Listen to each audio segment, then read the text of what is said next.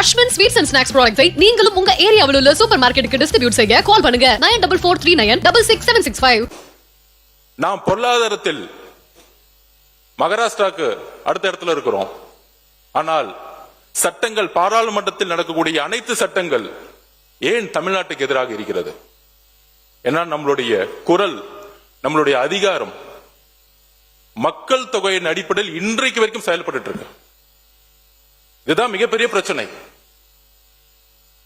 அப்ப அம்பேத்கர் உருவாக்கிய அரசியலமைப்பு இன்றைக்கு வரைக்கும் கேள்விக்கு உள்ளாக்கப்பட்டிருக்கு. அப்ப இன்றைக்கு 3 வழி இருக்கு. முதலில் மக்கள் தொகையின் அடிப்படையில் பாராளுமன்ற உறுப்பினர்களை உயர்த்த நினைத்தார்கள். பாரத பிரதம மந்திரியாக இருந்த அம்மையார் இந்திரா காந்தி அம்மையார் அதை தடுத்து நிப்பாட்டினாங்க. அதுக்கப்புறம் பிஜேபி ஒரு சகோதரர்கள் சொல்லுகிறேன், உங்களுடைய பிரதமர் வாஜ்பாய் அவர்களும் அதை தடுத்து நிப்பாட்டினார். அந்த ஜனநாயகத்தை நாங்கள் மதிக்கிறோம். இங்கு காங்கிரஸ் பிஜேபி என்பது அல்ல. இன்றைய தீர்மானம் காங்கிரஸ் பிஜேபி என்பது அல்ல. இந்த தீர்மானம் மாநில சுயாட்சியும் இந்திய ஒருமைப்பாட்டையும் நிலைநிறுத்துவதற்கு. நாளைக்கு காங்கிரஸ் பிரதம மந்திரி ஆகலாம், பிஜேபி பிரதம மந்திரி ஆகலாம். பிஜேபி இருக்கக்கூடிய சட்டமன்ற உறுப்பினர் அவர்களுக்கு உங்களுடைய வழியிலிருந்தே சொல்லுகிறேன், நீங்கள் எந்திரித்து குரல் கொடுக்கிறீர்கள். 234 பேர் அவையில் இருக்கக்கூடிய ஒருவர் நீங்கள் குரல் கொடுக்கிறீர்கள். உங்களுடைய குரல் எங்கும் கேட்கவில்லை. உங்களுடைய வழி அது. இதே வழி நாளை தமிழ்நாட்டில் ஏற்படக்கூடாது. பாராளுமன்றத்தில் தமிழ்நாட்டுக்கு ஏற்படக்கூடாது, தென்னிந்திய மாநிலத்துக்கு ஏற்படக்கூடாது. நீங்கள் பிஜேபி இருந்தாலும் ஒரு தமிழராக உணருங்கள். இந்த தீர்மானம் எதற்கு என்று அரசியலுக்கு அப்பாற்பட்டு சிந்திக்க வேண்டும். அண்ணா அவர்களும் பெரியார் அவர்களும் புரட்சியாளர் அம்பேத்கரும் அரசியல் கட்சிக்கு அப்பாற்பட்டு இந்தியா என்கின்ற ஒரு நாட்டிற்கும் தமிழ்நாட்டிற்காகவும் சிந்தித்தார்கள். தேர்தல் காலங்களில் வெற்றி பெறுவதற்காக நாம் பல்வேறு அரசியல் களத்தில் நாம் சண்டையிடலாம். ஆனால் இந்த தீர்மானம் நீட்டை விட முக்கியமான ஒரு தீர்மானம். ஏனால் அந்த நீட்டை கொண்டு வரப்படுவதே பாராளுமன்றத்தில் அதிகப்படியான பெரும்பான்மை இருப்பதனால். யோசிச்சு பாருங்கள், நமக்கு 100 எம்பி இருந்தா நீட் கொண்டு வரப்பட முடியுமா? ஜிஎஸ்டி கொண்டு வர முடியுமா? கொண்டு வர முடியாது. அப்ப தேமுதிகவுடைய சகோதரி சட்டமன்ற உறுப்பினர் ஆகட்டும், பிஜேபி இருக்கக்கூடிய சகோதரர் ஆகட்டும், பிஎம்கேயோட சகோதரர் ஆகட்டும், பாராளுமன்ற உறுப்பினர்களுடைய பணி சட்டத்தை இயற்றுவது. பாராளுமன்ற உறுப்பினர்களுடைய பணி உள்ளாட்சித்துறையுடைய பிரதிநிதிக்கான பணி கிடையாது. சட்டமன்ற உறுப்பினருக்கான பணி கிடையாது. 20 லட்சம், 30 லட்சம், 50 லட்சம் ஆனாலும் அமெரிக்காவில் பாராளுமன்ற உறுப்பினர்கள் எண்ணிக்கையை மாற்றுவதில்லை. இந்தியாவில் உலகத்திலேயே அதிகமான பொருளாதார வலிமையை உருவாக்கியது அமெரிக்கா. ஜனநாயகத்தை உருவாக்கிய அமெரிக்கா. ஜுடிஷியல் சிஸ்டம், டிரான்ஸ்பரன்சி உருவாக்கியது அமெரிக்கா.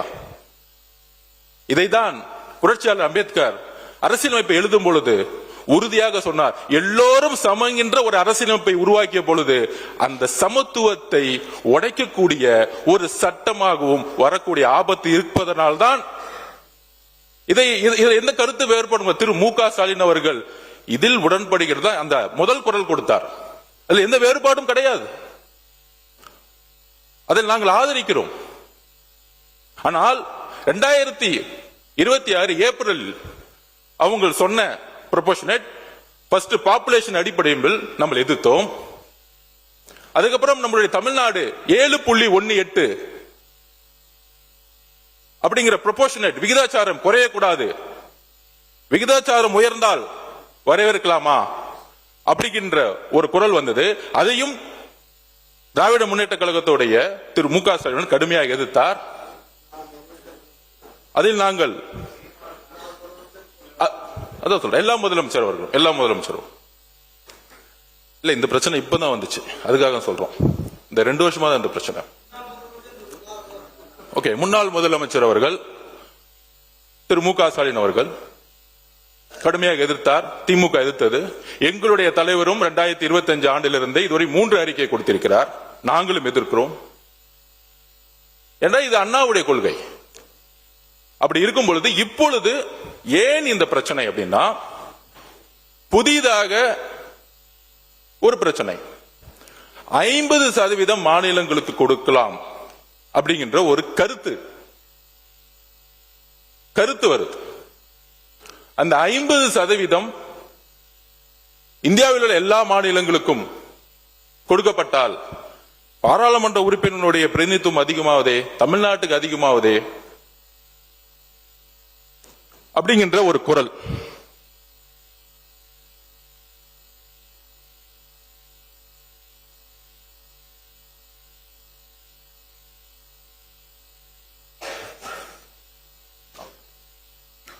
பொதுவாக இந்த குரல் நியாயமற்றது.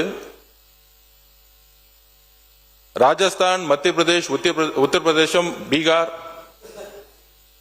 மகாராஷ்டிரா இந்த மாநிலங்களை இணைத்தாலே இந்த 50% அதிகமாகும் பொழுது தேர்தல் அரசியலில் சுலபமாக மீண்டும் வட இந்தியாவின் ஆதிக்கம் உருவாகும்.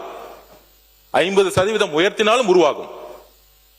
அதனால் இன்றைக்கு ஃபேர் டீலிமிட்டேஷன் ஃப்ரீஸ் டீலிமிட்டேஷன் முக்கியம். ஃப்ரீஸ் டீலிமிட்டேஷன் பாரத பிரதமர் இந்திரா காந்தி அம்மையார் அவர்கள் உத்தரவாதம் கொடுத்து சட்டத்தை இயற்றியது போல பிஜேபியுடைய பாரத பிரதமர் வாஜ்பாய் அவர்கள் சட்டத்தை இயற்றி மாநில சுயாட்சிக்கும் இந்திய ஒருமைப்பாட்டிற்கும் பாதுகாப்பு கொடுத்தது போல எங்களுடைய முதல்வர் ஏற்படுத்திய தீர்மானம் இந்திய ஒருமைப்பாட்டையும் தென் மாநிலத்துடைய பாதுகாப்பிற்கும் இதே 543 தொடர வேண்டும். இதுதான்.